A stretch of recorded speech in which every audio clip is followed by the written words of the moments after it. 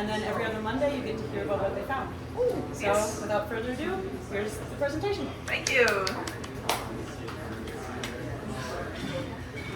So we're going to talk today about life in a leaf litter. So millipedes, centipedes, but also much more, as you'll see. And I'll start it off with a short introduction of who I am. So I am Maaike de Voogd. I'm a biologist from the Netherlands, and I work at Naturalis Biodiversity Center, which is basically a natural history museum that also has a research department. And during my studies, I learned a lot about the macroinvertebrates that live in the soil. So we're going to first talk millipedes and centipedes. What's the difference? That's the first one. So millipedes, I don't know if you can see all these rings, these segments, these body segments. Millipedes always have 2 pairs of legs per body segment, which means that their legs look a lot closer together, a lot more dense. And then the centipedes, per body segment, they have only 1 pair of legs. And another thing you can recognize them by is that millipedes tend to go really slow, centipedes tend to run away fast. And that's partly due to their diet. So what do they eat? Well, millipedes eat dead organic material, dead logs, leaf litter. They are one of the many creatures, some of which are going to be discussed by my colleagues today, that make sure that we don't have an abundance of leaf litter in the forest, but it all disappears in the end and gets transformed back into nutrients for the plants in the soil. And centipedes have these big jaws that are actually modified legs. So these are legs that are transformed into jaws, and they are really hunters. So they eat smaller creatures. On Ceiba there's the giant Caribbean centipede that eats some larger things, but there's also smaller centipedes that eat stuff like isopods, springtails, mites, all sorts of small stuff.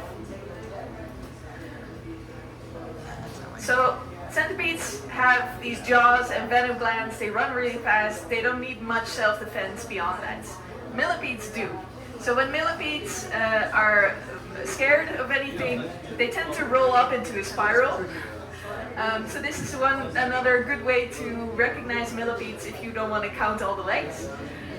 They roll up like this, and they protect basically their softer tissues, so their bellies.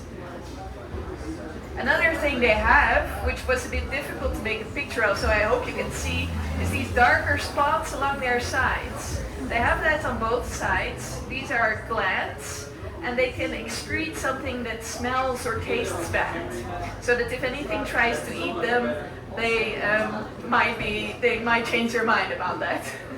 And in some species you can clearly see the stuff that's inside these glands because it has a bit of a different color than their bodies. In other species it's a bit more difficult. Then there's funny stuff like this. This is actually a millipede. It's only about 2 millimeters big, so that's really small. This is the one of the ones we found last week. And they're called bristly millipedes that were not published to live on Ceiba, so it's a nice addition to the species list that we have here. And yeah, we're not sure yet. These are quite difficult to identify. They're super small. We don't know too much about them, but we found at least ones that look very different. So it might be multiple species that we found, but it needs some more microscopic work to figure out exactly how many species we have. But they're really nice. They don't look like millipedes at all, and they're super small. But if you turn them around, you can see all the little legs and the antennae. We also found these, which were not known yet from Ceiba. We found probably multiple species, but again, this needs a lot of microscopic work. These are geophyllomorphs, so these are called earth centipedes, and these live more in the soil. And they tend to be super long, so very different from the big ones you often see. They're relatively short compared to these guys.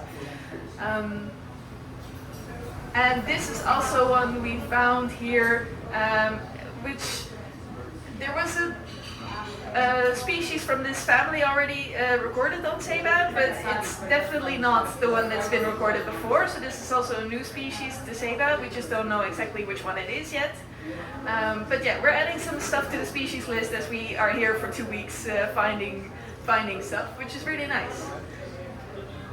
And then I want to shortly talk about pseudoscorpions, just because this is a group of organisms not many people know about, but I think everyone should know about because they're really cool.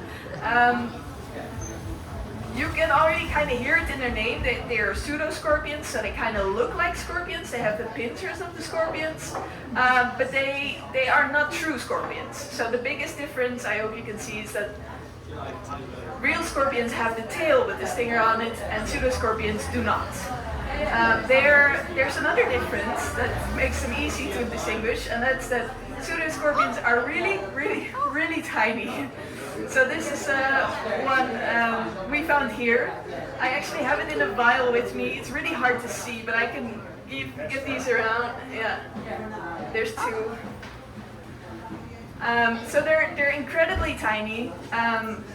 They are arachnids, like true scorpions. So they have 8 legs, like spiders do. And they also hunt even smaller mites and springtails. And one of the things is they live in leaf litter, but they're so incredibly tiny that it's quite an adventure for them to travel somewhere else, right? It's pretty difficult. So what they are known to do is hitchhike. Yeah. So here in one of the vials you have there's one stuck to a leg of a fly. Yes. So what they do is they find something to latch onto, sometimes a bird, sometimes other arachnids, but often also insects, beetles, flies. And they hold on to it, and then they let go again when they're somewhere else, and they like it there. So, and they can hold on pretty tight. So instead of trying to get it off this fly leg, we decided to get the fly leg off of the fly. No. Yeah. So for the pseudoscorpions, so far there's 2 species known from Ceiba. I'm not sure. We found at least 3 specimens. I'm not sure yet which species they are.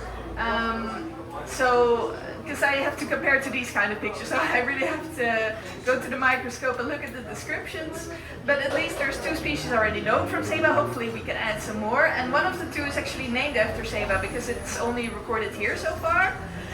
So I thought that was a nice addition as well. And then I'd gladly give the podium to Dad.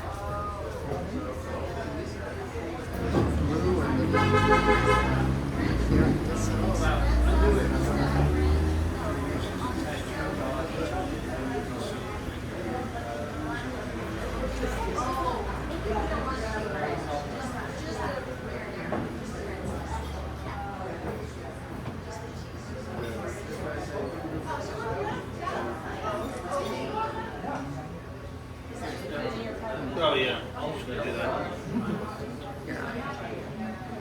All right, so that was great. We learned about some cool things that live in the soil. We're going to talk now about beetles. Okay, so I just want to kind of reiterate some things that were just said here and maybe show you a little different way too. When you think about life on Earth, you think about all the different things that are here. There's a lot of plants. There are more plants than there are things that eat plants. There has to be more plants than things that eat plants. And then we have all the things which we call herbivores that eat the plants. We have predators that eat the herbivores. Ultimately, we get to the top where we get to predators that nobody eats, and we call those apex predators. And so that's kind of like a big food pyramid, we can call it. And so we've got this here, but here's the thing. All this is super cool and super important, but there is none of this without the decomposers that live below the ground, that live in the leaves, that take all of this stuff that grows and turns it back into minerals and nutrients so it can be used again by plants. In fact, 99% of plants that grow are never eaten by any animal. They just die and they go back into the ground, and then decomposers get to them. But I think people think that there's all these herbivores eating all these plants. It doesn't really work like that. Most of it is being done by the things that live in the ground. So yes, decomposers are critical to ecosystems. There's no existence of ecosystems without this recycling of nutrients. And here's some leaves. And so we've been going out into the forest and looking at the leaves. Maaike and I have been sorting through leaves to try to find beetles, pseudoscorpions, millipedes, centipedes, all kinds of things like that.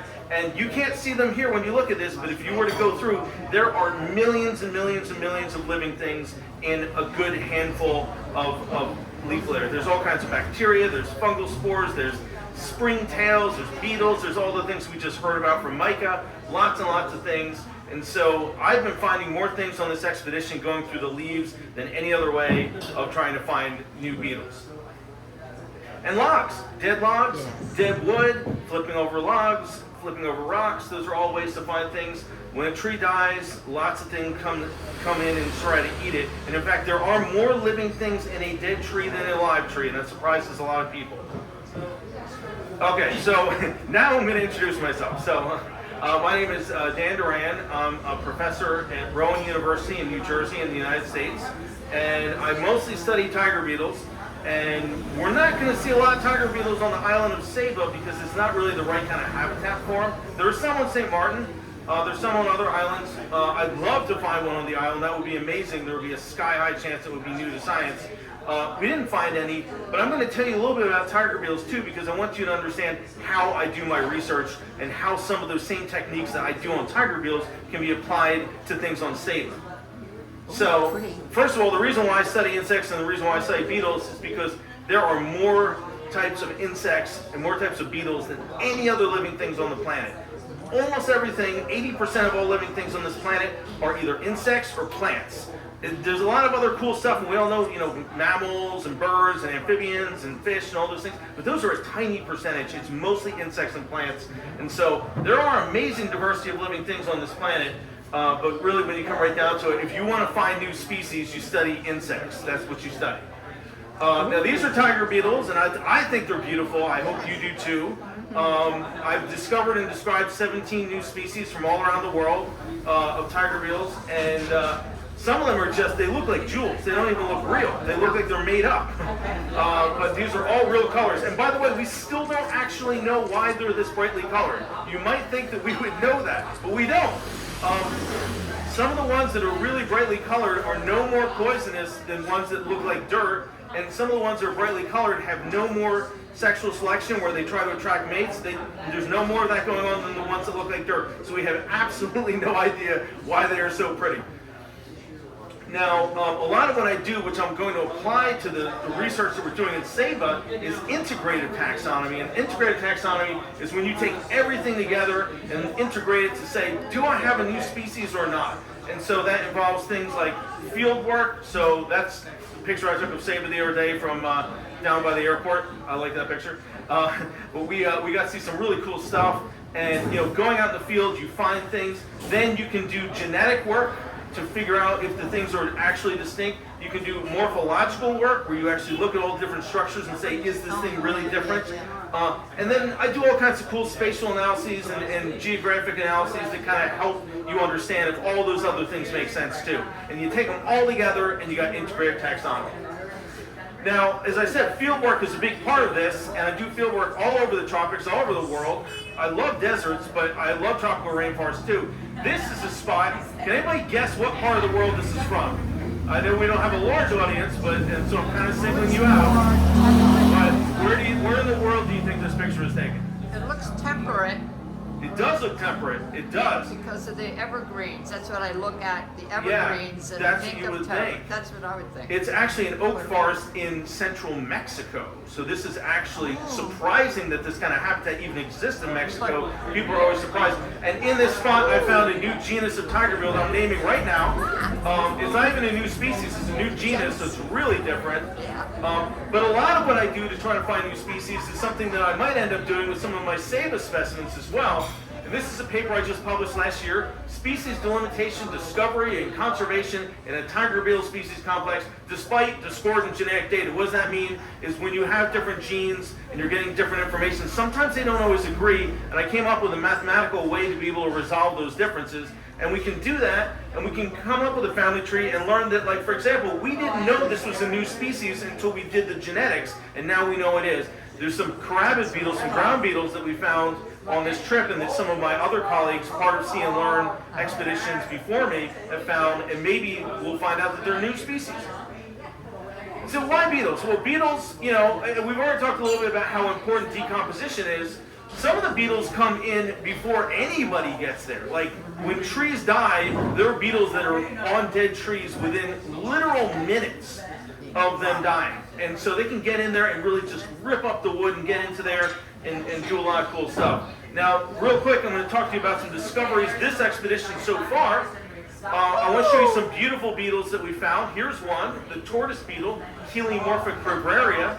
These guys are not unknown. We knew they were on Saba, but it's always cool to find them because they're beautiful. In the dry season, you don't get to see as many beetles, so it's nice to see them. This here is a patent leather beetle, or a best bug. We don't know if it's a new species yet or not. We think it's probably known, but we're trying to look into that. We actually got some great specimens that a 6th grader, Juan Manuel, helped us collect when we actually went out in the field with all the kids, so that was really great. Now, I'm almost certain that we have some new species of water scavenging beetles. I talked to a couple of experts, and some of the ones that I took pictures of, they said, yeah, I'm pretty sure that's not known to science. So that's really exciting, too.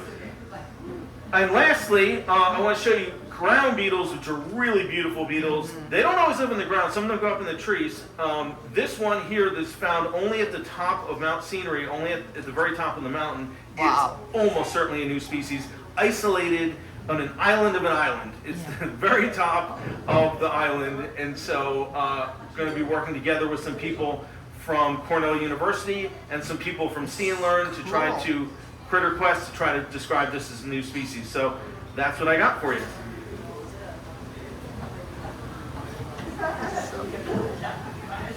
Oh, yes.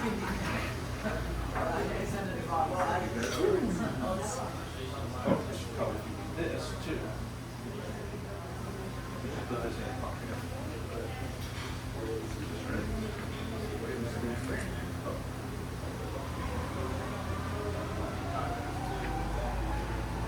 There's so many ideas bubbling around in my head, making weird little pictures of eagles and lots of lightning.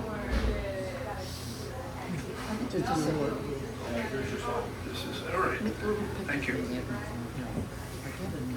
I get 10 pictures of different. Good afternoon, everyone. Now we'll switch, as we used to say, kingdoms, and we get into the fungus group. And I'll be talking about mushrooms, Saba mushrooms, a first look. I'm Clark Ovrebo, Professor Emeritus from the University of Central Oklahoma. And I'm still active in research, and I do a lot of work in the tropical regions. So what I'm going to show tonight is just some mushrooms that we found on this trip. Okay, so it's just the beginning of exploration of the biodiversity here on Saba. What is a mushroom? A mushroom, also called a basidium or basidiocarp, is a fruiting body whose role in the life cycle of fungus is to produce and release spores. So it's sort of equivalent to what an apple is to a tree. So what is the tree part? Well, it's not a tree, but it's a mycelium. And the mushrooms arise from a filamentous mycelium, which is the body or food assimilative stage of the fungus. And the mycelium can occur in the soil, leaf litter, logs, compost, manure, and even on other mushrooms. There are, well, that would be a parasite. There are mushrooms that parasitize other mushrooms and actually fruit on the mushrooms. So on Saba, well, first we have just showing the mycelium here. You can see on this leaf litter and the mushroom that would have matured from it. Okay, so that's decomposing the leaf litter here. Now turning to Saba, what have we found? Well, the most common fungus that we've seen on almost every walk is Auricularia nigricans, or used to be known as polytricha. The Auricularia belong to what we call ear mushrooms because they do kind of look like an ear. At least this is the dried state right now. So you'll see this, it's sort of a dormant state in between periods of rainfall. And then when it rains, they plump up like this. And I'm not sure why these turn black exactly. And this is a spore-bearing surface underneath. Polytricha, you can see here, it's very hairy, very short hairs on the surface of the fruiting body. So this is what you might see either in the stage when it's kind of dried or when it's wet, what it looks like. So these are common in the tropics, tropical regions, as a radiolaria. And there is another species, Fuscosuccinia, looks a little different, but again, you can see what it looks like after a rainfall. When it's pumped up full of moisture, then it'll shrivel up again in a dry spell and look more like a dried up potato chip. Now, the gill mushrooms, that's my main interest. We found a few so far. This is one that we found. Michiel took a nice photograph of it. It's an Armillaria species. And this is a genus that is a decomposer, occurs on wood. We saw them all over these logs, and unfortunately this was in a deep gully and we couldn't get down to the bottom. Well, Michiel did us and did me in particular a favor and crawled down a little bit and took these photos and collected some mushrooms. So I'll be studying this fungus to see exactly what species it is, but it's a decomposer in this case. Armillaria is the genus of the honey mushrooms, if you've ever heard of the honey mushrooms. This one does not have an annulus, so it may be Des Armillaria. I'm not sure yet, so I'll have to do some work to identify it for sure. Here's a fungus that is very common. We've seen it in one place, but it's common throughout the tropics and even in temperate regions. It's Coprinellus disseminatus. It's one of the inky caps, a fairy inky cap. This one is called. They're very small fruiting bodies, probably about a centimeter, 2 centimeters across, and they sort of dissolve themselves when they get mature. And I saw them my first trip down on the Crispine Trail, and then a few days later, another crop started to form, sprout up. So this is a common fungus in temperate and tropical regions. Endoloma, this is a genus that has pink spores. I just have to do some work on it. I don't know what the species is, but you can see the lamella are pinkish. You always should make a spore print, especially if you don't know what the fungus is. This will have pink spores, so I'll have to do some work here to get a species name on it. But this is another decomposer fungus in the soil. Michiel took this photograph of the Bulvariella bombacinum in the bombacinum group. It has a fibrillose cap, sort of a silky fibrillose cap. This one's yellow. The gills are pinkish. You can kind of see that color. The gills are free. They're not attached to the stem. And there's a vulva here at the base. You can see the vulva. So that combination of the vulva, the pink free gills, makes it a Bulvariella. Okay, so that's a very nice specimen. Hemiomyces tenuipes. This is a fungus that I could recognize. It's common throughout the neotropics. It has this orange color. They're microscopic characters. You know, we look at the anatomy of the fungus, the color, the shape, the size, but there's as much detail under the microscope. You've got to put these fungi under the microscope to confirm identification and to make a complete description of the organism. So this is a common fungus in the neotropics and gets up into the Gulf Coast region of the United States. I'm not sure of this fungus. I'm just assigning it a genus right now, Pleurotus. I have to do some work on it. This was found on a termite nest. And of course, Pleurotus is the mushroom that's edible, the oyster mushroom, some of the species of oyster mushroom. But I'm not sure, I have to confirm that this is a Pleurotus. There are a few Pleurotus that have a stipe. It may be a different genus other than Pleurotus. This is a little fungus. Some of these are nondescript looking. You appreciate them for the diversity of mushrooms. This is a small fungus. It was actually growing on some buried roots. I think the roots were dead. So saprotroph on the roots, a gymnopus species. Have to do some work to identify it. We haven't seen many bracket fungi, or shelf fungi as they're known. I'm sort of surprised with all the dead logs we see, dead trees. This is Phalinus, sort of has this rusty brown color. It has pores. This is the undersurface here, but you really have to use a dissecting scope to see the pores or a hand lens. So I believe this is probably going to be a Phalinus species growing on a log. Cyathus, the bird's nest fungi. Michel took this photo and found the fungus. Bird's nest fungi are a fun group. They're found really all over the world. I'm not sure yet of the species. Cyathus probably. The little pellets that you see, or the little eggs, are called peridioles. And the way they're dispersed is called the splash cup mechanism. A raindrop falls into the little cup. These are only about a centimeter, half an inch across. But a raindrop falls in and splashes these peridioles out, and they cling to debris and so on. The spores are released, and the organism can initiate a new mycelium. Here's one that still has a cover on it, and this one is mature and opened up on the top. My final slide is Xylaria. This is an ascomycota,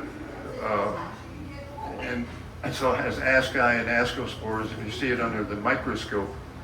But it has what's called a stroma. It's sort of black, hard and black, and there are little pimples on it that are the beaks of the perithecia, which hold the asci and release the ascospores.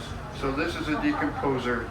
Up in the temperate regions, there's one called the dead man's fingers, because it's attached to buried wood, and you see these black things coming up, breaking the surface of the soil, and so dead man's fingers, of course. So anyway, I haven't seen many. This is the only fruiting that we've had of this particular genus, but I expect there are more. So I think that's my last slide.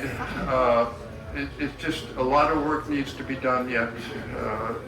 Fungi are precarious in the way they fruit. You need moisture, you need rainfall, depends on the time of the year. So one needs to spend a whole season, really, anywhere in the world, anywhere where you're working on fungi, to get an idea of the diversity. So, and more than one season too. So anyway. Yes, thank you.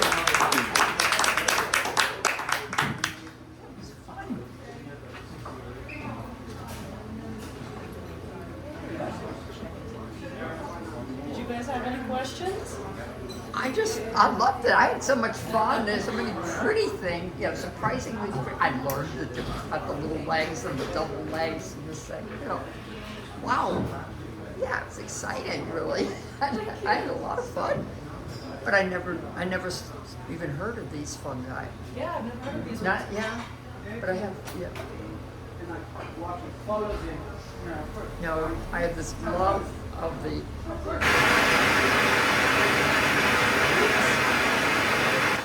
I have this love of the And wild there that is. mushrooms since I was a little child. We had this great big, my parents had bought this old house from the 1830s, built in the 1830s. And it was a big wood pile, big old wood pile. And the most beautiful, we call them shelf fungus. Yeah, this, with the most gorgeous oranges and yellows. Leaves of course.